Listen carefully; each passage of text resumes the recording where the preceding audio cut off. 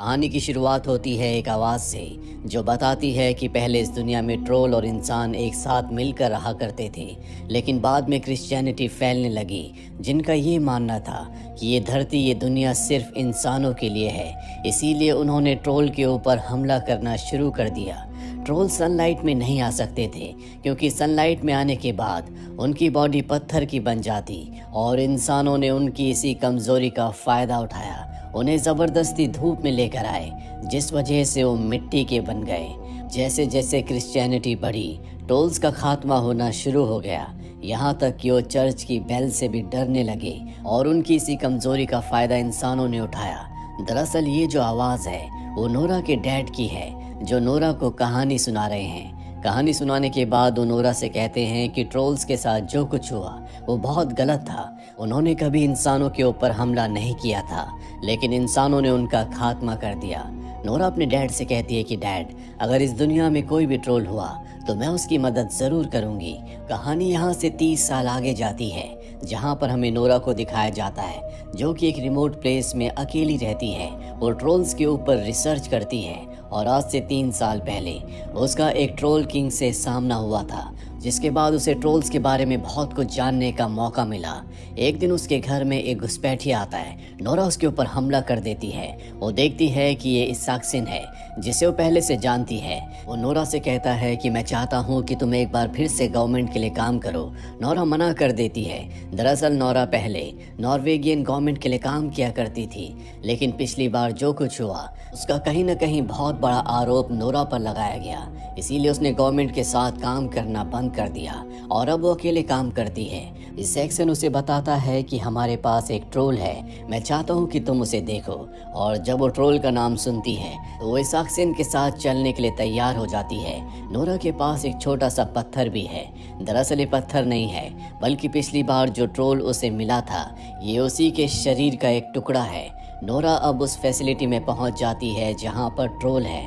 Troll हालांकि जिंदा है, पर वो एक हाइबरनेशन की स्टेट में होता है, यानी कि वो पूरी तरह से एक्टिव नहीं है। इस ट्रोल का नाम ये लोग याटुन रखते हैं, जिसके ऊपर ये बहुत सारे एक्सपेरिमेंट्स कर रहे हैं। साथ ही चारों तरफ लाइट्स है, क्योंकि अगर ट्रोल होश में आ गया, उसने हमला किया, तो लाइट्स जलाकर ये उसे पत्थर का बना देंगे, जिससे वो मारा जाएगा। यहाँ पर इस पूरे प्रोजेक्ट की हेड भी होती है, जिसका नाम मैरियन है, जो कि नोरा के यहाँ पर आने से बिल्कुल खुश नहीं होती। लेकिन जल्दी उसने या उसकी टीम ने कुछ नहीं किया तो इनके पूरे प्रोजेक्ट को फंडिंग होना बंद हो जाएगा। और एक यही कारण है कि इसाक्सेन यहाँ पर नोरा को लाया है, क्योंकि जितनी नॉलेज नोरा को ट्रोल्स के बारे में है किसी और को नहीं है। साथ ही यहाँ पर एक बहुत पुराना फरमान भी होता है, जो कि ओलाफ किंग का है। इसमें लिखा होता है कि ट्रोल्स को अपने लैंड से जितनी जल्दी भगा दो उतना ही अच्छा है। नोरा ऐसा नहीं मानती। उसे पता है कि ट्रोल अच्छे होते हैं, वो कभी इंसानों के ऊपर हमला नहीं करते। इसीलिए वो किसी भी तरह से ट्रोल के पास जाना चाहती है, और जब उसे मौका मिलता है तो वो सबकी नज़रों से बचते हुए ट्रोल के पास जाती है, उसके चेहरे पर हाथ लगाती है और एक बहुत पुराना गाना गुनगुनाती है, जो कि उसके पिता ने उसे सिखाया था। और जब वो ऐसा करती है तो ट्रोल होश में आ जाता है। अब वो यहाँ से भागना चाहता है, लेकिन उसके चारों तरफ यूवी लाइट्स लगी हुई हैं, जिनके जलते ही वो पत्थर का बन जाएगा। और जब वो लाइट्स ऑन करने वाले होते हैं तो वहाँ पर मैरियन भी होती है, जो जानबूझकर पैनल के ऊपर कॉफ़ी गिरा देती है, जिस वजह से पैनल खराब हो जाता है और लाइट्स ऑन नहीं होती। दरअसल वो नहीं चाहती कि ट्रोल्स को मारा जाए, क्योंकि अगर वो मारा गया तो उसका पूरा का पूरा प्रोजेक्ट फंडिंग ना मिलने की वजह से हमेशा के लिए बंद हो जाएगा। वहीं ट्रोल अब भागने की कोशिश कर रहा होता है, जिसमें वो उस लिफ्ट को तोड़ देता है जिसके अंदर नोरा है, पर नोरा की जान बच जाती है और ट्रोल यहाँ से बाहर निकलकर आज़ाद हो जाता है। फैसिलिटी के अंदर जो प्रोफेसर होते हैं वो वहाँ पर रखे हुए ट्रोल की बॉडी के पत्थर को चुरा लेते हैं, जो कि एक्सपेरिमेंट के लिए रखा हुआ था। वहीं अब नोरा, मैरियन, इसाक्सेन और उसकी गर्लफ्रेंड, ये सब के सब यहाँ से निकल जाते हैं और मेजर क्रिस से मिलते हैं, जो इन्हें प्राइम मिनिस्टर के पास ले जाता है। इन सब के बीच एक मीटिंग होती है, जिसमें प्राइम मिनिस्टर कहते हैं कि जल्द से जल्द हमें उस ट्रोल को ख़त्म करना होगा। पिछली बार जो गलतियाँ हुई थी वो इस बार नहीं होनी चाहिए। हालांकि नोरा चाहती है कि ट्रोल को ना मारा जाए, लेकिन उसकी बात यहाँ पर सुनने वाला कोई नहीं है और इस पूरे ऑपरेशन को मेजर क्रिस लीड करेंगे। दरअसल ये यहाँ से 2 हेलीकॉप्टर्स में जाएंगे जिनकी लाइट्स में यूवी रेज होगी और उस रेज से ये ट्रोल को पत्थर का बना देंगे। दूसरा हेलीकॉप्टर मेजर क्रिस का दोस्त उड़ाएगा। यहाँ पर नोरा, इसाकसेन और मैरियन ये मेजर क्रिस से कहते हैं कि हम तीनों भी तुम्हारे साथ आना चाहते हैं। हालांकि मेजर क्रिस ऐसा नहीं करना चाहते, पर वो मैरियन की तरफ अट्रैक्टेड होते हैं, इसीलिए वो इन तीनों की बात मान जाते हैं और अब ये तीनों भी मेजर क्रिस के हेलीकॉप्टर में यहाँ से निकल जाते हैं। वहीं दूसरी तरफ हमें ट्रोल को दिखाया जाता है जो स्की रिजॉर्ट तक पहुँच जाता है, जहाँ पर बहुत सारे लोग पार्टी कर रहे होते हैं। ट्रोल उनके ऊपर हमला कर देता है, वो कई सिविलियंस को मार देता है और तभी यहाँ पर मेजर क्रिस और उनका दोस्त हेलीकॉप्टर लेकर पहुंच जाते हैं। वो हेलीकॉप्टर की जो यूवी लाइट है ट्रोल के ऊपर डालते हैं, जिससे उसकी बॉडी पत्थर में बदलना शुरू हो जाती है। पर अगले पल वो अपने आप को संभालता हुआ पोल उखाड़कर एक हेलीकॉप्टर पर वार करता है, जिससे हेलीकॉप्टर क्रैश हो जाता है, जिसमें मेजर क्रिस का दोस्त मारा जाता है और अब ट्रोल यहाँ से गुर्रा कर निकल जाता है। मेजर क्रिस अपने दोस्त के मारे जाने से बहुत ज़्यादा दुखी होते हैं, क्योंकि पिछली बार उसके सामने नोरा के पिता भी मारे गए थे। नोरा कहती है कि ट्रोल इतने अग्रेसिव नहीं होते, ये ट्रोल बहुत ज़्यादा अग्रेसिव है, हमें इनसे बात करनी होगी। इंसान ट्रोल से बात नहीं कर सकते, लेकिन मैं किसी को जानती हूँ जो हमारे बिहाफ पर ट्रोल से बात कर सकता है। इसके बाद नोरा इन सब को एक बहुत ही पुरानी अंडरग्राउंड जगह पर लेकर आती है, जहाँ पर वो अपने सामने उस पत्थर को रखती है जो कि ट्रोल की बॉडी का है। और जैसे वो ट्रोल के पत्थर से आवाज़ करती है, वहाँ पर एक ट्रोल आ जाता है। दरअसल ये ट्रोल किंग का बेटा है। नोरा उसके सामने वही गाना गुनगुनाती है जो कि उसने योटुन ट्रोल के चेहरे पर हाथ रख कर गुनगुनाया था, जिसके बाद वो हाइबरनेशन से बाहर आ गया था। दरअसल नोरा इससे कम्युनिकेट कर पा रही होती है। नोरा ने इसका नाम ब्यूटीफुल रखा है, जो कभी किसी इंसान के ऊपर हमला नहीं करता। और ये देखकर मेजर क्रिस भी शांत हो जाते हैं और अब नोरा ब्यूटीफुल को समझाती है कि किस तरह से एक ट्रोल इंसानों के ऊपर हमला कर रहा है। वो एक खास जगह की तरफ बढ़ रहा है, तुम उससे बात करके उसे समझा सकते हो ताकि वो इंसानों के ऊपर हमला ना करे। ब्यूटीफुल उसका साथ देने के लिए तैयार हो जाता है। वही हमें योटुन ट्रोल को दिखाया जाता है जो एक बूढ़े कपल का घर तोड़ते हुए आगे बढ़ जाता है और अब नोरा और उसकी टीम उसके सामने आ जाती है। नोरा उसका ध्यान अपनी तरफ आकर्षित करने के लिए फ्लेयर गन चलाती है और जब योटुन ट्रोल उसे देखता है तभी उसके सामने ब्यूटीफुल आ जाता है, जो अपनी भाषा में योटुन ट्रोल को समझाने की कोशिश करता है, पर मानो वो उसकी कोई बात नहीं मानना चाहता। इससे ब्यूटीफुल ट्रोल को गुस्सा आ जाता है। वो अपना पैर बर्फ पर पटकता है, जिससे बर्फ क्रैक होना शुरू हो जाती है। नोरा किसी तरह से अपनी जान बचाकर वहां से भागती है। नोरा और उसकी टीम हेलीकॉप्टर में बैठ चुकी है। साथ ही योटुन ट्रोल ब्यूटीफुल ट्रोल के ऊपर हमला कर देता है, जिस वजह से नीचे की बर्फ और ज़्यादा टूट जाती है, जिसमें ब्यूटीफुल ट्रोल गिर जाता है। नोरा हेलीकॉप्टर से देख रही होती है, लेकिन वो चाहकर भी उसकी मदद नहीं कर सकती, क्योंकि उसकी मदद करने का उसके पास कोई तरीका नहीं है। नोरा को बहुत दुख होता है, पर अब मजबूरी में इन सब को यहाँ से जाना पड़ता है। मैप में अभी उस रास्ते को देखते हैं जिस तरफ योटुन ट्रोल जा रहा है और इन्हें पता चलता है कि पुराने वक्त में तीर्थयात्री इसी रूट से ट्रोडनहाइम जाया करते थे, जो कि किंग ओलाफ की कैपिटल थी। वहाँ पर सब के सब इकट्ठा होते थे, धार्मिक रिचुअल्स किया करते थे, साथ ही ये भी प्लानिंग किया करते थे कि किस तरह से ट्रोल्स का खात्मा करना है।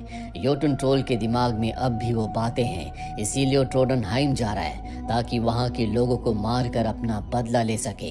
अब इस सब के सब ट्रोडनहाइम पहुँच जाते हैं, जहाँ पर एक राइटर से मिलते हैं जिसने किंग ओलाफ के छुपे हुए टूम के बारे में किताब लिखी थी।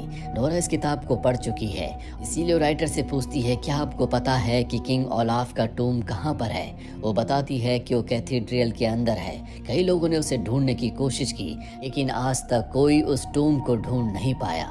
उसके अंदर ट्रोल्स के बारे में बहुत इंफॉर्मेशन है, ये सब के सब कैथेड्रल के अंदर पहुंच जाते हैं, जहां पर बहुत सारे रास्ते हैं। एक रास्ते पर चर्च का साइन होता है और जब ये उसके अंदर जाते हैं तो वहां पर एक चेम्बर है।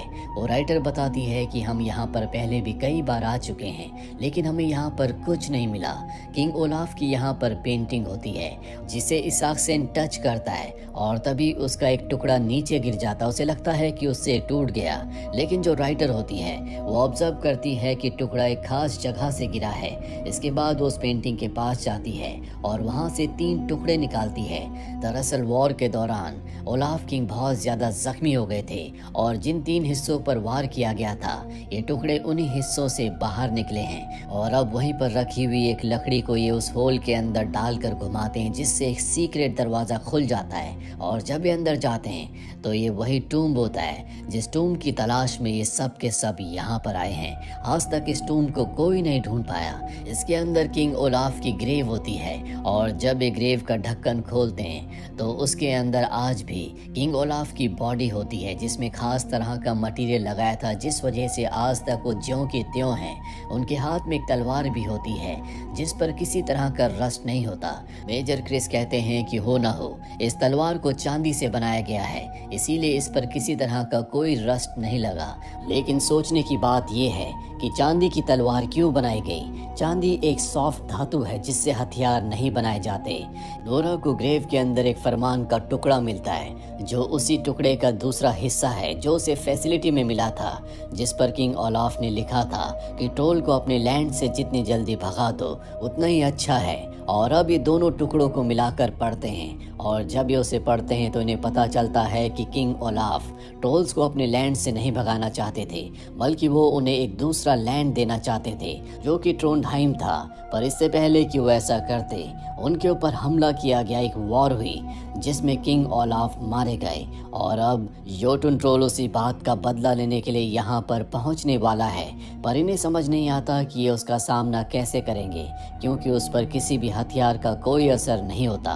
और तभी नोरा अपने चाकू को, जो कि चांदी का है, उसे वहां पर रखे हुए होली वाटर से भिगाती है और उसके पास जो किंग ट्रोल के शरीर का टुकड़ा होता है उस टुकड़े को काटती है, जो कि बिल्कुल पनीर के टुकड़े की तरह कट जाता है। उसे समझ में आ जाता है कि ट्रोल्स को मारने का सिर्फ एक ही तरीका है और वो तरीका है कि चांदी के हथियारों को होली वाटर में भिगाकर ट्रोल के ऊपर हमला किया जाए। और एक यही कारण था कि ट्रोल्स हमेशा होली वाटर से डरा करते थे। ये सब के सब योटुन ट्रोल का सामना करने की तैयारी करते हैं। ये आसपास के लोगों की मदद से बहुत सारे होली वाटर को इकट्ठा करते हैं, उसके आसपास बॉम्ब फिट कर देते हैं। साथ ही तय करते हैं कि जब भी योटुन ट्रोल शहर के अंदर आएगा ये चर्च की बेल्स को बजाएंगे, क्योंकि इन्हें पता है कि ट्रोल्स को बेल की आवाज़ से डर लगता है।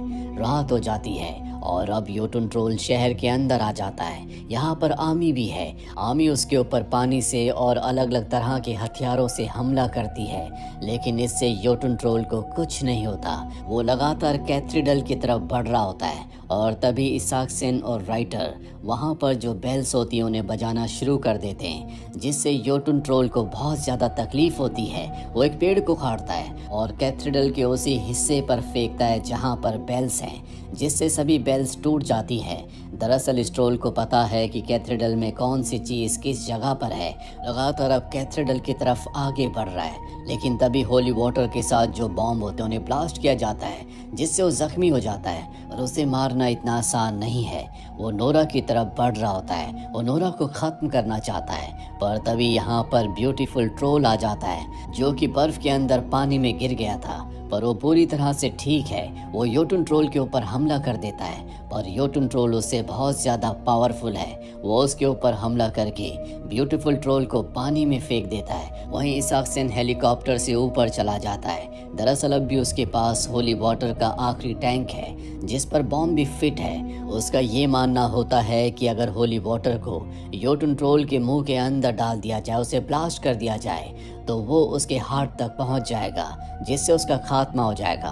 पर जो बॉम्ब उसमें लगा हुआ है उसे दूर से ब्लास्ट नहीं किया जा सकता, क्योंकि उसका सिस्टम खराब हो चुका है। उसे मैनुअली ब्लास्ट करना होगा। इसीलिए इसाक्सेन ने तय किया होता है कि खुद वो ट्रोल के मुंह के अंदर जाकर उस बॉम्ब को ब्लास्ट कर देगा। पर ऐसा करने से पहले वो अपनी गर्लफ्रेंड को कॉल करता है। दरअसल उसकी गर्लफ्रेंड प्रेग्नेंट है वो अपनी गर्लफ्रेंड से कहता है कि हमारे बच्चे को मेरी बहादुरी का किस्सा ज़रूर सुनाना। ही नोरा और मैरियन नीचे से योटुन ट्रोल को डिस्ट्रैक्ट करते हैं और ठीक उसी वक्त हेलीकॉप्टर उसके ऊपर पहुंच जाता है, जिसके बाद सैक्सन बॉम्ब लेकर उसके मुंह के अंदर चला जाता है और अंदर ही वो बॉम्ब को ब्लास्ट कर देता है। और जैसे ही ब्लास्ट होता है ये धमाका इतना बड़ा होता है जिससे कि ट्रोल को बहुत ज़्यादा तकलीफ होती है, वो अंदर से जल रहा होता है। और अब ब्यूटीफुल ट्रोल एक बार फिर से खड़ा हो जाता है, वो योटुन ट्रोल के ऊपर हमला करता है और इस बार वो उसके दिल को बाहर निकाल देता है, जिससे योटुन ट्रोल का खात्मा हो जाता है और इस तरह से पूरा शहर बर्बाद होने से बच जाता है। कुछ वक्त के बाद हमें नोरा को, मेजर क्रिस को और मैरियन को दिखाया जाता है, जो कि इसाकसेन की गर्लफ्रेंड के घर पर उसी के साथ रहते हैं। इसाकसेन को एक बेटी हुई है जिसे पाकर ये सब के सब बहुत खुश हैं। जिस जगह पर इनका घर है वो बर्फ के बीचों बीच है, जिसके बाहर ब्यूटीफुल ट्रोल भी होता है, यानी कि वो भी अब इन्हीं के परिवार का हिस्सा है। दूसरी तरफ हमें उसी प्रोफेसर को दिखाया जाता है जो कि फैसिलिटी से ट्रोल के शरीर का एक टुकड़ा लेकर भाग गया था। वो रेडियो से जनरल को कॉल करता है और बताता है कि जो मैं करना चाहता था वो पूरा हो चुका है। और तभी हम देखते हैं कि छोटे से ग्लास के बॉक्स के अंदर एक छोटा सा ट्रोल है जो उसने ट्रोल के शरीर के उसी टुकड़े से बनाया है, यानी कि वो इस तरह के ट्रोल्स को अपने फ़ायदे के लिए इस्तेमाल करना चाहता है। यहाँ से आगे फर्स्ट पार्ट की कहानी है जिसमें आपको पता चलेगा कि नोरा, उसके पिता ट्रोल किंग जो कि ब्यूटीफुल ट्रोल के पिता थे, उनके साथ क्या हुआ था। इस कहानी की शुरुआत में नोरा नाम की एक लड़की को दिखाया जाता है जो अपने पिता के साथ माउंटेन क्लाइंबिंग कर रही होती है।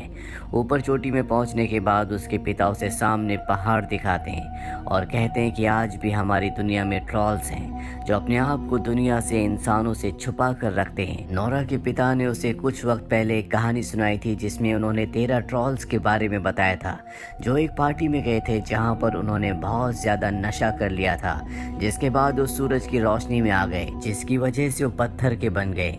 नोरा के पिता नोरा को कहते हैं कि सामने पहाड़ में आज भी ट्रॉल्स हैं। नोरा उनकी बात पर विश्वास नहीं करती और उसके पिता कहते हैं कि तुम्हें अपनी मन की आंखों से देखना चाहिए। और जब वो अपने मन की आंखों से ध्यान लगाती है तो उसे सामने पहाड़ पर हलचल दिखती है जिससे वो घबरा जाती है। दरअसल ट्रॉल्स के बारे में पौराणिक किताबों में लिखा हुआ है जिन पर अब इंसान विश्वास नहीं करते।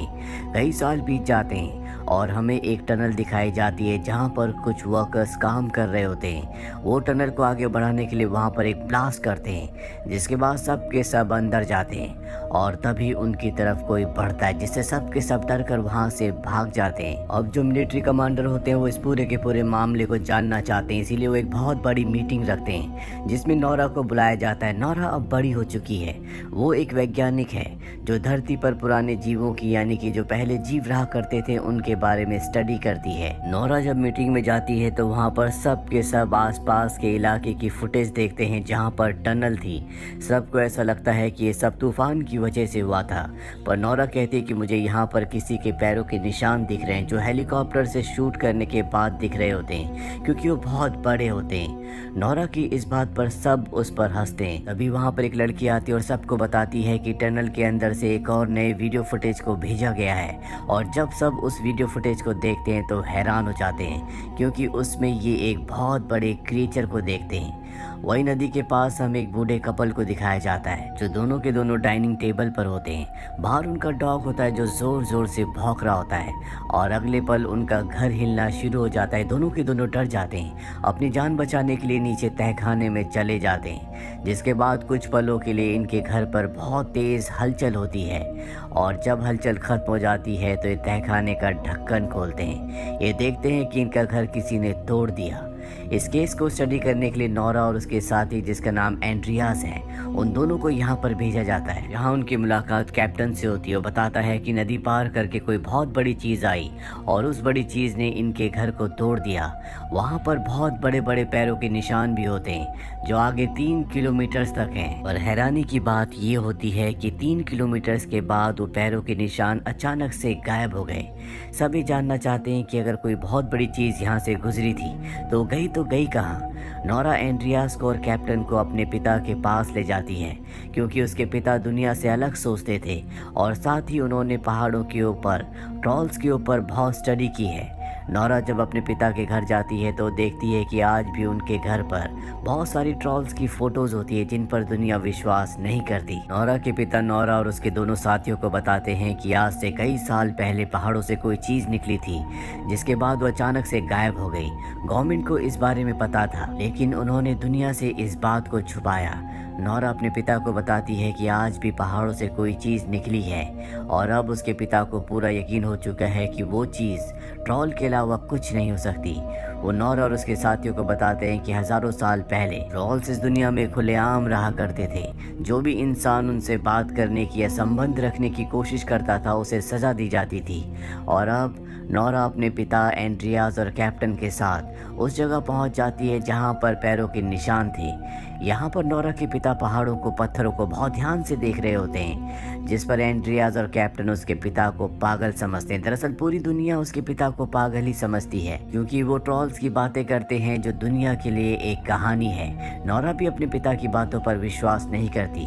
नौरा अपने पिता के पास जाती है और कहती है कि यहाँ पर कुछ नहीं है और तभी अचानक आसमान में बादल आना शुरू हो जाते हैं। नौरा को अजीब सी गंध आती है और जब वो पीछे पत्थर को देखती है तो उसकी एक आंख खुलती है। दरअसल ये एक ट्रॉल होता है जो अब इन चारों के सामने खड़ा हो जाता है। सारे के सारे अपनी जान बचाने के लिए हेलीकॉप्टर से वहाँ से भागते हैं। साथ ही ये उसे लाइव रिकॉर्ड करके वहाँ पर दिखाते हैं जहाँ पर मिलिट्री कैंप है, जहाँ पर बड़े बड़े ऑफिसर्स हैं। और अब सबको यकीन हो चुका है कि ये एक बहुत बड़ा मिथिकल क्रिएचर है जो इस दुनिया के लिए खतरा हो सकता है।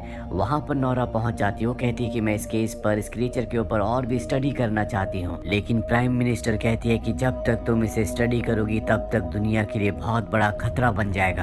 तुम्हारा काम खत्म हो चुका है और अब मिलिट्री अपना काम करेगी, यानी कि ये उस ट्रोल को मारना चाहते हैं। यहाँ पर कैप्टन अपनी टीम के साथ वहाँ पर जाने की तैयारी कर रहा होता है। नौरा कहती है कि हम भी तुम्हारे साथ जाना चाहते हैं। हालांकि कैप्टन को इस बात की इजाजत नहीं होती, लेकिन फिर भी वो नौरा को, उसके पिता को और एंड्रियास को अपने साथ ले जाता है। ये उस जगह घात लगाकर बैठ जाते हैं जहाँ पर अब कुछ ही पलों में ट्रॉल आने वाला है और अगले पल इनके सामने विशाल ट्रॉल होता है। इसके ऊपर कई हमले किए जाते हैं जिससे ट्रॉल को बहुत गुस्सा आ जाता है। वो इनके ऊपर हमला करना शुरू कर देता है जिससे काफी सारे सोल्जर्स मारे जाते हैं और अब सब अपनी जान बचाने के लिए भागने लगते हैं। लेकिन तभी नौरा के पिता ट्रॉल के सामने आ जाते हैं। वो उससे कहते हैं कि तुम शांत हो जाओ, तुम पर कोई भी हमला नहीं करेगा। ये सुनने के बाद ट्रॉल शांत हो जाता है। दरअसल वो इंसानों की भाषा को समझता है और अब इससे पहले कि नौरा के पिता कुछ और कहते, वहाँ से कुछ सोल्जर उसके ऊपर एक बार फिर से हमला कर देते हैं जिससे वो उनके टैंक को अपने पैरों के तले कुचल देता है और साथ ही वो नौरा के पिता के ऊपर भी हमला करता है जिससे नौरा के पिता दूर जाकर गिरते हैं। ट्रॉल को देखकर लगता है कि उसकी आंखों में, उसके मन में दुख है। ट्रॉल वहाँ से चला जाता है। नौरा अपने पिता के पास जाती है। उसके पिता अपनी जिंदगी की आखिरी सांसें ले रहे होते हैं। मरने से पहले वो अपनी बेटी को कहते हैं रॉयल पैलेस और घर। इसके बाद उनकी मृत्यु हो जाती है। नौरा अपने पिता की मृत्यु से टूट जाती है। बचपन में उसकी मॉम की मृत्यु हो गई थी और अब उसका इस दुनिया में कोई भी नहीं है। उसके पिता के पास बहुत सारे नोट्स होते हैं जो कि ट्रॉल्स के ऊपर होते हैं और जब नौरा उन्हें स्टडी करती है तो उसे पता चलता है कि ट्रॉल्स को चर्च की घंटियां बिल्कुल पसंद नहीं थी, इसीलिए चर्च के ऊपर पहले हमला किया करते थे। नौरा अब कमांडर से बात करती है और कहती है कि हमें उस ट्रोल के ऊपर बमबारी करने की जरूरत नहीं है, मेरे पास एक दूसरा आइडिया है जिससे हम उसे काबू में कर सकते हैं। नौरा को मौका दे दिया जाता है जिसके बाद वो हेलीकॉप्टर्स पर चर्च की घंटियां लगाती है। तो हेलीकॉप्टर्स ट्रॉल के चारों तरफ घुमाए जाते हैं। घंटियों की आवाज से वो बेकाबू होना शुरू हो जाता है। वो हेलीकॉप्टर्स के ऊपर हमला कर देता है और इस हमले में एक बच्चे की जान जाने वाली होती है। लेकिन हैरानी की बात ये होती है कि ट्रॉल उस बच्चे को बचा लेता है। पूरी दुनिया ये देखकर हैरान होती है और तभी ट्रॉल उस हेलीकॉप्टर को देखता है जिसके अंदर नौरा होती है। वो उसे देखकर वहां से चला जाता है क्योंकि अब नौरा अपने काम में फेल हो चुकी है, इसीलिए उसे इस प्रोजेक्ट से, इस मिशन से निकाल दिया जाता है और तय किया जाता है कि उस ट्रॉल के ऊपर बड़ी बड़ी मिसाइल्स फेंकी जाएंगी जिस वजह से पूरे शहर को खाली करवाया जाता है। नौरा को कुछ समझ नहीं आता कि उसे क्या करना चाहिए। तभी उसे अपने पिता के आखिरी शब्द याद आते हैं जिसमें उन्होंने कहा था रॉयल पैलेस। वो समझ जाती है कि हो न हो ट्रॉल वहीं जाएगा, इसीलिए वो अपने साथी एंड्रियास के साथ किंग पैलेस पहुंच जाती है, जहां पर उसे किंग का चीफ मिनिस्टर मिलता है। वो बताती है कि हो सकता है कि ट्रॉल यहां पर हमला करे, और अगर वो ऐसा करता है तो इसकी कोई ना कोई बड़ी वजह होगी। चीफ मिनिस्टर बताता है कि पौराणिक किताबों में लिखा हुआ है कि अगर किसी राजा का घर दूसरे राजा के घर के ऊपर बनाया जाए तो बहुत शुभ होता है। और यहाँ पर जहाँ पर किंग पैलेस है, पहले यहाँ पर ट्रॉल्स का घर हुआ करता था जो इन पहाड़ों के राजा थे, लेकिन यहाँ के राजा ने उन सब को मरवा दिया ताकि उनके घर पर अपने महल को बनाया जा सके। लेकिन एक ट्रॉल के बच्चे को जिंदा छोड़ दिया गया, जिसे यहाँ से बहुत दूर पहाड़ों में अंधेरों में भेज दिया गया।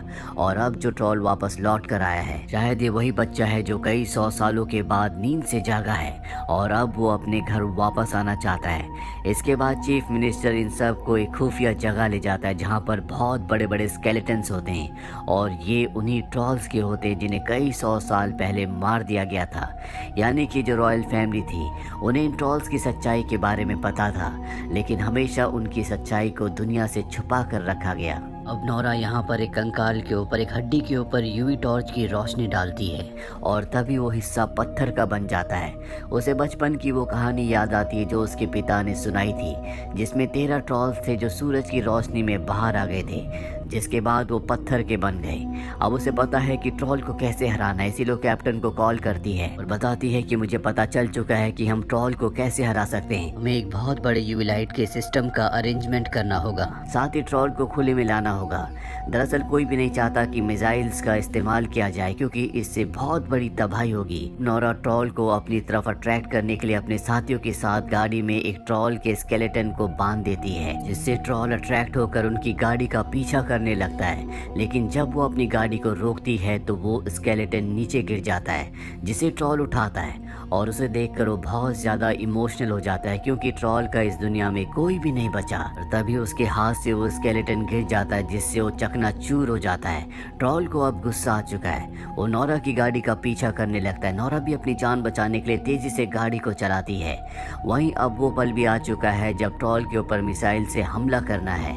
नोरा का जो साथी एंड्रियास है, उसकी दोस्त उसी डिपार्टमेंट में है जहां से मिसाइल्स को लॉन्च किया जाना है, और वो अपनी दोस्त से कहता है कि तुम्हें पूरे सिस्टम को हैक करके जैम करना होगा।